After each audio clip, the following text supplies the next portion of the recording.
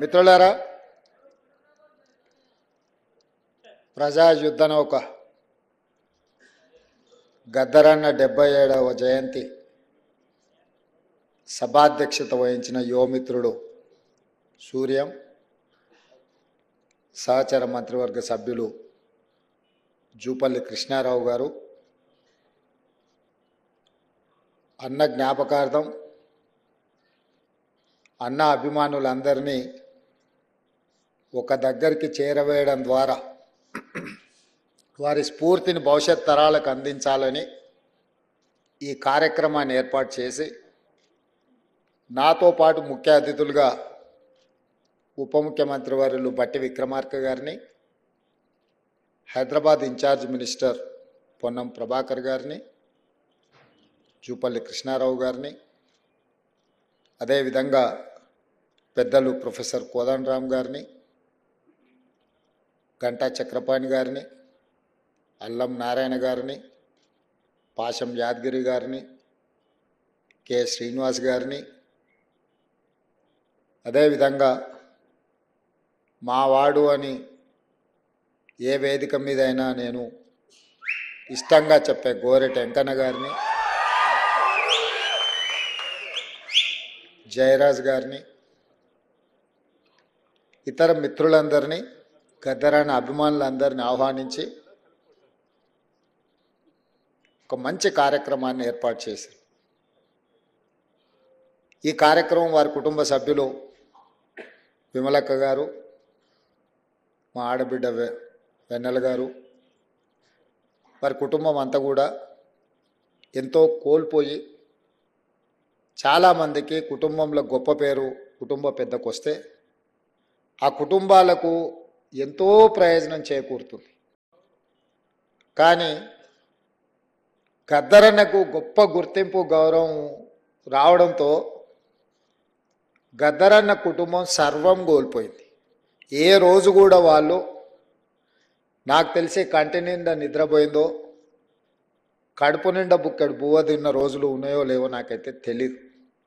ఎందుకంటే ఆయన కుటుంబానికంటే ఈ సమాజమే నా కుటుంబం అని, సమాజంలో ఉన్న సామాజిక సమస్యల్ని పరిష్కరించాలి, ఈ సామాజిక సమస్యల మీద తను పోరాటం చేయాల్సిన బాధ్యత ఉంది అని చెప్పి నిరంతరం వారు ప్రజా జీవితంలోనే ముందుకు వెళ్ళిండ్రు.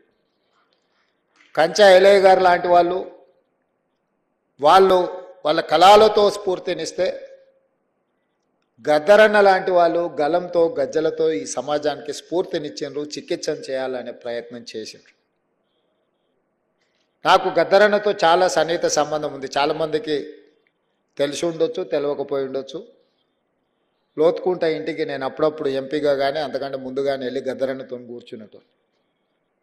ఎప్పుడైనా నిరాశ నిస్పృహ కలిగినప్పుడు గత 10 సంవత్సరాలు రాజకీయపరమైన కార్యక్రమాలు, ప్రభుత్వాల నిర్బంధాలు ఇబ్బందికరంగా లేకపోతే ఒంటరిగా భావించినప్పుడు నేను అప్పుడప్పుడు గద్దరన్న దగ్గర వెళ్ళి కూర్చున్నట్టు మాట్లాడేటోళ్ళు. వారు చెప్పేటోరు, నీ బాధ్యత నువ్వు నెరవేర్చు, ప్రజలు తప్పకుండా నేను ఒకరోజు గుర్తిస్తారు, అండగా నిలబడతారు అని చెప్పి. వారి మాట నిజమైంది. వారి స్ఫూర్తి సమస్యలు వచ్చినప్పుడల్లా గుర్తు చేసుకొని ముందుకెళ్ళేది. ఈరోజు తెలంగాణ సమాజంలో ఉన్న గొప్ప వ్యక్తులు కొద్దిమందే మన తరంలో మనం చూసిన వాళ్ళు. ఆ తరాన్ని వాళ్ళని గౌరవించుకుంటే వాళ్ళని వ్యక్తులుగా గౌరవించినట్టు, వ్యక్తులుగా వాళ్ళని గుర్తించినట్టు కాదు, మన సమాజాన్ని మనం గుర్తు చేసుకున్నట్టు చరిత్ర పుటలలో ఈ సమాజానికి కూడా ఒక పేజీ ఉండే విధంగా మనం నిర్ణయాలు తీసుకోవాలనేదే నా ఆలోచన. గద్దరన్న జయంతో వర్ధంతో ప్రభుత్వం చేయడం పెద్ద విషయం కాదు. గద్దరన్నకు వేలాది లక్షలాది కోట్లాది మంది అభిమానులు వాళ్ళు అనుకుంటే ఇట్లాంటి కార్యక్రమాలు ఎడంచేతో ఏర్పాటు చేయగలరు. కానీ ప్రభుత్వం ఒక గొప్ప వ్యక్తిని గుర్తించడం, కీర్తించడం ద్వారా భవిష్యత్ తరాలకు ఒక సాంప్రదాయాన్ని ఇవ్వాలన్న ఆలోచనతోని గద్దరన్న జయంతి వర్ధంతులను ప్రభుత్వం అధికారికంగా నిర్వహించడమే కాదు, వారిలో ఉన్న కవి కావచ్చు, గాయకుడు కావచ్చు, పోరాట యోధుడు కావచ్చు, ఈ సమాజానికి స్ఫూర్తి ఇచ్చిన నాయకుడుగా వారి పేరు మీద ఒక అవార్డు ఉంటే సంవత్సరానికి ఒకసారి వారిని గుర్తు చేసుకోవడానికి, కీర్తించుకోవడానికి గద్దర్ అవార్డులను ప్రకటించి ఖచ్చితంగా అమలు చేయాలి, ఆ బాధ్యత మీరు తీసుకోండి అని చెప్పి మా ఉప ముఖ్యమంత్రి మిత్రుడు బట్టి విక్రమార్క గారికి నేను బాధ్యత అప్పచెప్పాను. ఎందుకంటే బాధ్యత తీసుకున్న వాళ్ళు కూడా దాన్ని బాధ్యతాయుతంగా నిర్వహించినప్పుడే ఆ పనికి ప్రాధాన్యత ఉంటుంది. అదేవిధంగా వారు చనిపోయినప్పుడు నాకు బాగా గుర్తుంది. నేను ఎక్కడో ఉన్నా, గద్దరన్న ఆరోగ్యం విషమించింది అని చెప్పి టీవీలలో వస్తే నేను ఒక ఫోన్ చేసి అక్కడ హాస్పిటల్ వాళ్ళని అడిగిన, ఏంది పరిస్థితి అని. లేదండి, వారు తుది శ్వాస విడిచిండ్రు, మేము అధికారికంగా ప్రకటించడానికి మాకు ఇంకా కొన్ని కార్యక్రమాలు ఉన్నాయి అని చెప్పి హుటాహుటి నా కార్యక్రమం రద్దు చేసుకొని అమీర్పేట హాస్పిటల్కి నేను అక్కడికి వెళ్ళిన. అక్కడికి వెళ్తే సూర్యం కుటుంబం దుఃఖంలో ఉండ్రు. కొద్దిమంది అభిమానులు, ఎందుకంటే ఆ వార్త ఎవరికి పెద్దగా చేరలేదు. ఆనాటి ప్రభుత్వం పోలీసులను దించిండ్రు, పోలీసు వాహనాలు అన్నీ వచ్చినాయి, రోడ్లు క్లియర్ చేస్తుండ్రు. అన్న శవాన్ని అంబులెన్స్లో తీసుకెళ్ళి వాళ్ళ ఇంటి దగ్గర పెట్టి సాయంత్రానికి అంతా వారి దహన సంస్కారాలు పూర్తి చేసి, గద్దరన్న పుట్టిండు, గద్దరన్న గలం విప్పిండు, గద్దరన్న పోరాటం చేసిండు, గద్దరన్న ఈ సమాజానికి ఎంతో సేవ చేసిండు, గద్దరన్న మరణం ఈ సమాజానికి తీరని లోటని సమాజానికి చేరకుండానే ఈ కార్యక్రమాన్ని పూర్తి చేసి చేతులు దులుపుకోవాలన్న ఆలోచన ఆ రోజు చేసింది. నేను సూర్యంతో మాట్లాడినా, ఏం జరుగుతుంది సూర్యం అని. అన్న నాకైతే ఏం ఆలోచన వస్తలేదు, నాకేం తడతలేదు, మీరు ఎట్లా చెప్తే అట్లా అన్నాడు. సరే మంచిది ఉండండి, నేను ఎంబడే కమిషనర్ గారికి వీళ్ళకి అధికారులకు మాట్లాడుతూ కూడా, లేదు సార్ వారి ఇంటికి తీసుకెళ్ళి సాయంత్రం రాత్రి లోపల దహన సంస్కారాలు చేయాలని అప్పుడు నిర్ణయించుకొని సూర్యంకు చెప్పి, లేదు గద్దరన్న ఒంటరి కాదు, గద్దరన్న ఒక్కడు కాదు, గద్దరన్నకు మనం అందరం ఉన్నాం, గద్దరన్న ఈ తెలంగాణ సమాజం 4 కోట్ల ప్రజలకు సందర్శనార్థం. ఎన్టీ రామారావు గారు చనిపోయినప్పుడు ఎల్బీ స్టేడియంలో ప్రజల సందర్శనార్థం పెట్టినప్పుడు, గద్దరన్న మరణించినప్పుడు ఎల్బీ స్టేడియంలో ఎందుకు ఈ తెలంగాణ సమాజానికి, ఆయన అభిమానులకు, దేశంలో ఇతర రాష్ట్రాలు ఇతర భాషల వాళ్ళు ఎంతోమంది గద్దరన్నను అభిమానించే వాళ్ళు ఉన్నారు, వాళ్ళందరి సందర్శనార్థం ఎల్బీ స్టేడియంలోనే గద్దరన్న ప్రజలకు అందుబాటులో పెట్టాలి, చివరి చూపు ప్రజలకు అందించాలి అని చెప్పి నేను బండి ముందల నా బండి పెట్టి గద్దరన్న అంబులెన్స్ని ఎల్బీ స్టేడియం వైపు తిప్పుకొని వచ్చిన ఆ రోజు. ఇక్కడనే వేదిక మీద మా మిత్రుడు కాలేజీ సహచరుడు పృథ్వీ ఉన్నాడు, దయాకర్ ఉన్నాడు. నేను చెప్పిన పృథ్వీ, ఏదేం జరిగినా గద్దరన్న ప్రజల సందర్శనార్థం ఎల్బీ స్టేడియంలో మనం పెట్టాల్సిందే, ఆ గేట్లు తెరవాల్సిందే అని. ప్రభుత్వం గేట్లకు తాళాలు వేసి పెట్టింది లోపలికి వెళ్ళకుండా. నేను కమిషనర్ గారికి చెప్పిన, గౌరవంగా మీరు తెరిస్తే మీకు గౌరవం ఉంటుంది, లేకుంటే గేట్లు బద్దలైతాయి, అనవసరంగా దీన్ని రాద్ధాంతం చేయకండి అని చెప్పిన. నేను ఆ రోజు పార్టీ అధ్యక్షుడిని, నేను ఆ రోజు పార్లమెంట్ సభ్యుని, ప్రజాప్రతినిధిగా నేను చెప్తున్నా, ప్రజల యొక్క అభిప్రాయం చెప్తున్నా, మీరు గౌరవించాల్సిందే అని. వాళ్ళు మీన మేషాలు లెక్క పెడుతుంటే ఆ తాళాలు తెరిపించి అంజన్ కుమార్ యాదవ్ని అందరినీ, సిటీలో ఉండే శ్రేణులు అందరినీ కూడా అక్కడికి పిలిపించి తెరిపించి అక్కడికి అంబులెన్స్ తీసుకెళ్ళి అక్కడ పెట్టి అక్కడనే టెంట్ వేసినాం, అక్కడనే కూర్చేసినాం, అక్కడనే బెంచ్ తీసుకొచ్చినాం, అక్కడనే ఏర్పాట్లు అన్నీ అప్పటికప్పుడు చేసి గద్దరన్నని అక్కడ పెట్టి రాత్రి మొత్తం మేమందరం అక్కడ నిలబడి,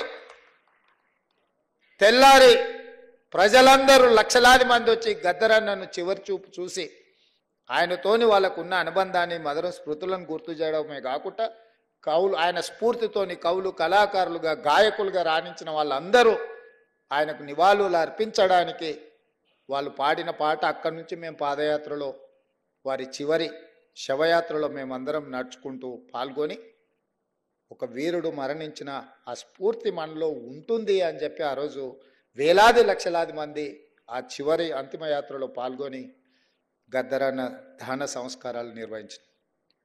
ఒక గొప్ప వ్యక్తి సమాజానికి స్ఫూర్తినిచ్చి లక్షలాది మంది యువకులను సమాజాన్ని పట్టి పీడిస్తున్న సమస్యల మీద పోరాటాన్ని అందించిన, స్ఫూర్తినిచ్చిన గొప్ప సిద్ధాంతకర్తగానే గద్దరన్నను చూడాలి. ఆ సిద్ధాంతం నాకు నచ్చిందా నచ్చలేదా, సిద్ధాంతంతో నేను విభేదించినా లేకపోతే అనుకూలించినా అనే చర్చ కాదు. గద్దరన్న ఒక సైద్ధాంతిక కట్టుబాటుతో వారు జీవితం చివరి వరకు, ఆఖరి రక్తం బట్టు వరకు, చివరి శ్వాస వరకు వారు కొనసాగించారు. మనం విభేదించి ఉండొచ్చు, విభేదించినంత మాత్రాన ఆ సిద్ధాంతం ఉండకూడదన్న ఆలోచన ఎవరికైనా వస్తే అది తప్పు. 100% నేను ఖండిస్తున్నా.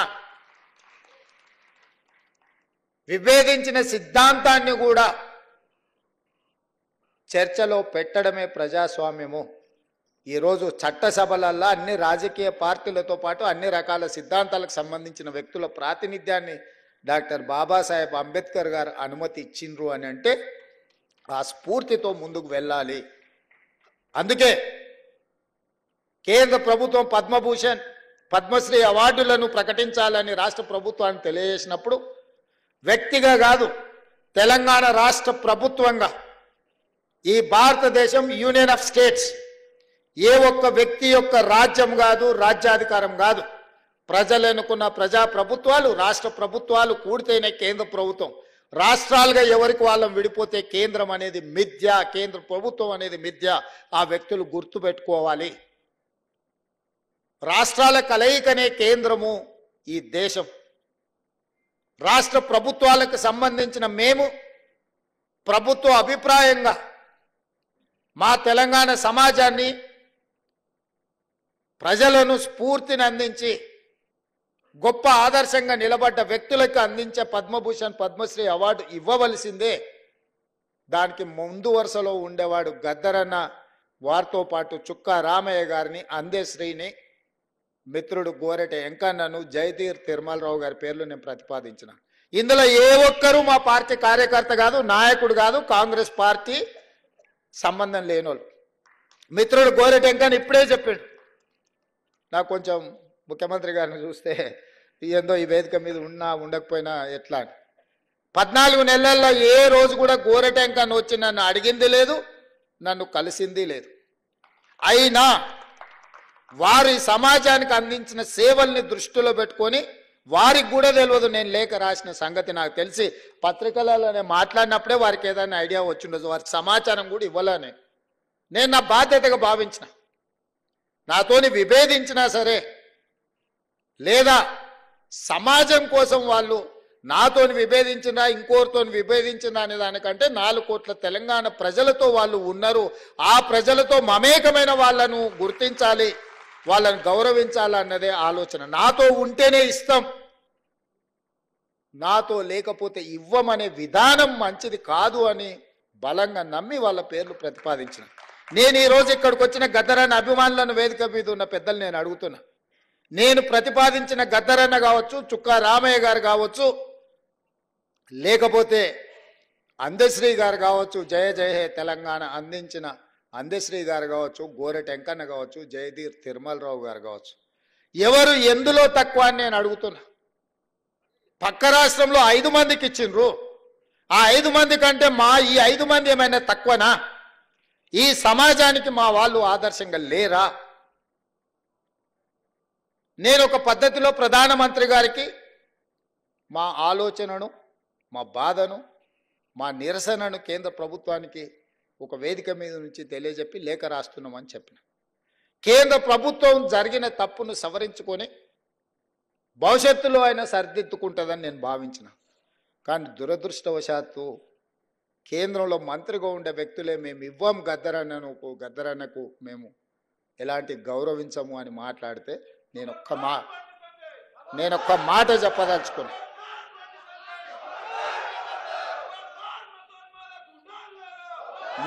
మాట చెప్పదలుచుకున్నా.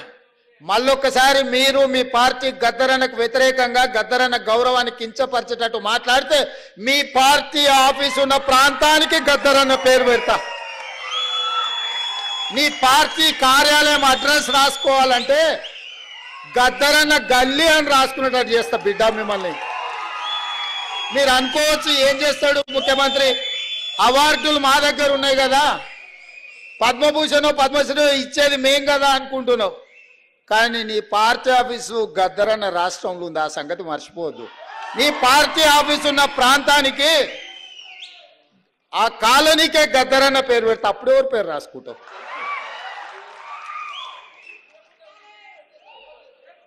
ప్రతిదానికి మా దగ్గర మందుంది స్వామి. ఇంతకు ముందు ఆయన కూడా గిట్లనే నీలిగిండు. గద్దరన్నని గేటు బయట కూసబెట్టిండు. ఏమైంది?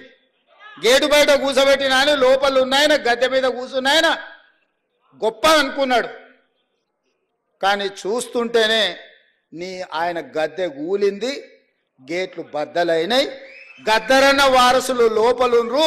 గద్దరన్నని గేటు బయట కూర్చోబెట్టినోడు ఇవాళ గేటు దగ్గర కూర్చొని ఎవరన్నా వస్తారా అని వాళ్ళకరించడానికి ఎదురు చూస్తున్నాడు చకోర పక్షిలాగా. గాయనకే గంతగతి పడితే నీకెంత పడుతుంది స్వామి? నువ్వు అర్థం చేసుకో. నువ్వేమి ఇయ్యకు, నిన్ను ఇయ్యవని ఇంకా అడగను. నువ్వు ఇయ్యనందుకు నిరసన తెలుపుతా.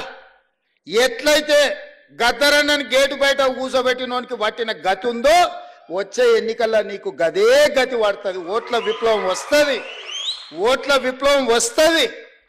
గండ్ల నువ్వు కొట్టుకపోతావు. మేము గద్దరన్నకి ఇవ్వాల్సిన గౌరవం కేంద్ర ప్రభుత్వం నుంచి మేమే ఇప్పిస్తాం. రాహుల్ గాంధీతో మేమే మాట్లాడతాం. అడగం, సంతకం పెడతాం. గద్దరన్న గౌరవం ఇచ్చడానికి కేంద్ర ప్రభుత్వం నుంచి నువ్వు మర్చిపోకు. అహంకారం అనేది మంచిది కాదు. విభేదాలు ఉండొచ్చు, సైద్ధాంతికపరమైన విభేదాలు ఉంటే. చరిత్రలో సైద్ధాంతికపరమైన విభేదాల మీద చర్చించుకున్న వాళ్ళు లేరా? గౌరవించుకున్న వాళ్ళు లేరా? మరి మీరెందుకు ఇంత అహంకారపూరితంగా వ్యవహరిస్తారు? అప్పుడప్పుడు మా పాశం యాదగిరి అన్నను మమ్మల్ని ఎడా పడా చెడా పడా తిడతానే ఉంటాడు. అంత మాత్రాన మా యాదగిరి అన్నను మేము వదులుకున్నామా?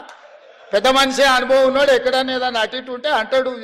ఆయన చెప్పిన దాంట్లో ఏమన్నా సూక్ష్మం ఉంటే అర్థం చేసుకుని సర్దిద్దుకోవాలని సర్దిద్దుకునే ప్రయత్నం చేస్తున్నాను తప్ప యాదగిరి అన్నది ఇచ్చిండని చెప్పి మన తెలంగాణ పోరాటం గురించి 9 మంది గొప్ప వ్యక్తుల్ని రాష్ట్ర ప్రభుత్వం గుర్తించి గౌరవించుకుంటాం అన్నప్పుడు పాశం యాదగిరి అన్న పేరు ఆయన అడిగిండా? అడగలేదే. మా ప్రభుత్వము 9 మంది గొప్ప వ్యక్తులను తీసుకున్నాడు, వారిని కూడా అందులో చేర్చినాము. గోరెటి వెంకన్నను కూడా అందులో చేర్చినాము, జయరాజును కూడా చేసినాము, బండి యాదగిరిని చేసినాము. ఇట్లాంటి కుటుంబాలను, గద్దరన్న కుటుంబాలను ఈరోజు గుర్తించినము. సో ఇట్లా ఈరోజు ప్రభుత్వం అనేది నిరంతర ప్రక్రియ. ఈ నిరంతర ప్రక్రియలో ప్రభుత్వం దృష్టికి వచ్చిన ఏ మంచి పనైనా చేయడానికి ప్రభుత్వం ఉన్నది. అందుకే ఈరోజు ఈ వేదిక మీద నుంచి నేను ఒక్కటే మాట చెప్పదలుచుకున్నా. ఈ ప్రభుత్వం ప్రజలది. ప్రజలు ఏం కోరుకుంటున్నారో ఆ విధానాలను కొనసాగించడమే మా బాధ్యత. ఇవాళ యూనివర్సిటీల వైస్ ఛాన్సలర్లను వేసినాం. ఉస్మానియా యూనివర్సిటీకి 100 ఏళ్ళ చరిత్ర ఉంటే 100 ఏళ్ళలో ఒక దళితుడు కూడా ఉస్మానియా యూనివర్సిటీకి వైస్ ఛాన్సలర్ కాలే. మొదటిసారి కంచె ఐలయ్య గారికి, వేదిక మీద ఉన్న లేకపోతే కాకి మాధవరావు గారికి, వీళ్ళందరికీ విషయం తెలిసి ఉండాలి. మొదటిసారి ఉస్మానియా యూనివర్సిటీకి అక్కడ చదువుకున్న ఒక విద్యార్థినే ఇవాళ వైస్ ఛాన్సలర్గా నియమించినాము. 100 ఏళ్లలో జరగంది ఈరోజు ఈ ప్రభుత్వంలో జరిగింది. అంబేద్కర్ యూనివర్సిటీలో రిజిస్ట్రార్గా పనిచేసిన వ్యక్తే ఈరోజు అంబేద్కర్ యూనివర్సిటీకి వైస్ ఛాన్సలర్ అయ్యండి. ఇవాళ యూనివర్సిటీల వైస్ ఛాన్సలర్ని సామాజిక న్యాయాన్ని గుర్తుపెట్టుకొని ప్రతి దగ్గర ఒక క్రమ పద్ధతిలో వాళ్ళు ఎవ్వరు మమ్మల్ని కలవలేదు, పైరవి చేయలేదు. అయినా వాళ్ళని గుర్తించి గౌరవించాలనుకున్నాం. ఈ ప్రభుత్వం చేసింది. ఇది సరిపోతుందంటే సరిపోదు, ఇంకా చేయాల్సిన అవసరం ఉంది. మేము చెయ్యాలంటే మీరందరూ మాకు అండగా నిలబడాలి. ప్రొఫెసర్ పురుషోత్తంకి హైయర్ ఎడ్యుకేషన్ లేచినాం సోదరా. ప్రొఫెసర్ పురుషోత్తంని అందరినీ హైయర్ ఎడ్యుకేషన్లో వారిని పొలిటికల్ జేఏసీకి వారు చేసిన సేవల్ని గుర్తించి ప్రొఫెసర్ పురుషోత్తం గారిని వేసినాం. ఆయన కూడా నన్ను ఏం అడగలే. ఎవరెవరికైతే బాధ్యత ఇచ్చినో ఏ ఒక్కరు కూడా ఈ ప్రభుత్వానికి వచ్చి విజ్ఞప్తి చెయ్యలేదు. ప్రభుత్వమే బాధ్యతగా భావించి వీలైనంత మేరకు మంచి చేయాలన్న ఆలోచనతో నా సహచర మంత్రివర్గ సహకారంతో నేను ఏది ప్రతిపాదన చేసినా నా మంత్రివర్గ సహచరులు ఎవ్వరు రెండవ మాట మాట్లాడకుండా నేను మొదలు పెట్టంగానే మా ఉప ముఖ్యమంత్రి గారు దాన్ని ముందు కొనసాగించి ముఖ్యమంత్రి గారు చేస్తున్న ప్రతిపాదన సమంజసమైంది అని చెప్పి దానికి ఆమోదం చెందే విధంగా ఈరోజు ప్రభుత్వం నిర్ణయాలు తీసుకుంది. అందుకే మిత్రులారా, వ్యక్తులు అగౌరవపరిస్తేనో, వ్యక్తులు గద్దరన్నను గుర్తించనని మాట్లాడితేనో గద్దరన్న గౌరవం తగ్గదు, వన్నె తగ్గదు. కోహినూరు డైమండ్ నువ్వు ఎక్కడున్నా దాని విలువ దాందే. ఏనుగు చచ్చినా బతికినా దాని విలువలో ఏం తేడా లేదు. గద్దరన్న బతికున్నా గద్దరన్న చనిపోయిన ఆ స్ఫూర్తి మన గుండెల నిండా ఉంటుంది. గద్దరన్న గౌరవం పదింతలు పెరుగుతుంది తప్ప ఆనాడు మహాత్మా గాంధీనే మీరు గౌరవించిన వాళ్ళు గద్దరన్నని గౌరవిస్తారని మేమెందుకు అనుకుంటాము? మహాత్మా గాంధీనే పొట్టన పెట్టుకున్న వ్యక్తుల గురించి ఎక్కువ మేము ఆశించడం, ఎక్కువ యాచించడము ఏది రెండు తగదు. ఖచ్చితంగా తెలంగాణ రాష్ట్ర ప్రభుత్వం గొప్ప వ్యక్తులను ఎప్పుడూ గౌరవించుకుంటుంది. వాళ్ళ గౌరవం తగ్గకుండా ముందుకు తీసుకువెళ్తాం. ఈ వేదిక మీద నుంచి వెన్నెలమ్మను ఏదో సాంస్కృతిక సారథి చైర్పర్సన్గా నియమించడం అనేది అది వాళ్ళ హక్కు, ఎవరేమి ఇచ్చింది కాదు. వారి గద్దర్ కూతురుగా వారికి ఆ కళాకారుల యొక్క బాధ ఆ కుటుంబానికి తెలిసి అందరికంటే గొప్పగా. అందుకే నేను బాధ్యతగా భావించి వెన్నెలమ్మకు కూడా జీవో ఇచ్చే వరకు నాకు తెలిసి తెలియదు. ఆ కుటుంబానికి కూడా జీవో చూసుకున్నాకనే ఆవిడకు కూడా చాలామంది నాయకులు అడిగినారు. నాయకులకు ఇయ్యలేనే, నేను చెప్పిన ఇది నాయకులను నియమించే కుర్చీ కాదు, ఈ సానుభూతితో వాళ్ళ పట్ల కుటుంబ సభ్యులుగా భావించే వ్యక్తులకు ఇవ్వాల్సిన స్థానము అని చెప్పి గద్దరన్న బిడ్డను మన సోదరిగా భావించి మేమందరం నియమించినాము. ఈరోజు ఇంతమంది ఇక్కడికి వచ్చి గద్దరన్న స్ఫూర్తిని కొనసాగించడానికి, గద్దరన్న ఆనాడు బట్టన్న పాదయాత్రలో వారు ప్రజల దగ్గరికి వెళ్ళినప్పుడు, వారు నడిచినప్పుడు వారి దృష్టికి తీసుకొచ్చిన సమస్యల్ని పరిష్కరించడానికి ఈ ప్రభుత్వాన్ని ఆశీర్వదించండి, ఈ ప్రభుత్వాన్ని ముందుకు నడిపించండి. అవసరమైనప్పుడు సలహాలు సూచనలు ఇవ్వండి. ఎప్పుడు మీ సలహాలు సూచనలను తప్పకుండా ఈ ప్రభుత్వం పాటిస్తుంది. కంచె ఐలయ్య గారు సూచన చేస్తే వీరనారి చాకల ఐలమ్మ పేరు మీద యూనివర్సిటీ, మహిళా యూనివర్సిటీని పెట్టుకోవడం జరిగింది. ఒకే మాటలో వారు ఒక్క నిమిషంలో మాట్లాడితే తక్షణమే నిర్ణయం తీసుకున్నాం. సురవరం ప్రతాప్ రెడ్డి గారి పేరు పెట్టుకోవాలి, ఆనాడు మనకు విముక్తి కోసం పోరాటం చేసిందంటే చెప్తే మనం వెంబడే దాని మీద కూడా నిర్ణయం తీసుకున్నాం. సో ఈ సమాజానికి అవసరమైన నిర్ణయాలు తీసుకోవడంలో ఈ ప్రభుత్వానికి భేషజాలు లేవు. ఎవరైనా తెలంగాణ సమాజానికి ఉపయోగపడే సలహా సూచన ఏది ఇచ్చినా ఈ ప్రభుత్వం పాటిస్తుంది. గద్దరన్న గౌరవం పెంపొందించే విధంగా ఈ ప్రభుత్వం ముందుకు వెళ్తుంది అని చెప్పి మీ అందరికి తెలియజేస్తూ మీ అందరి దగ్గర సెలవు తీసుకుంటున్నాం మిత్రులారా.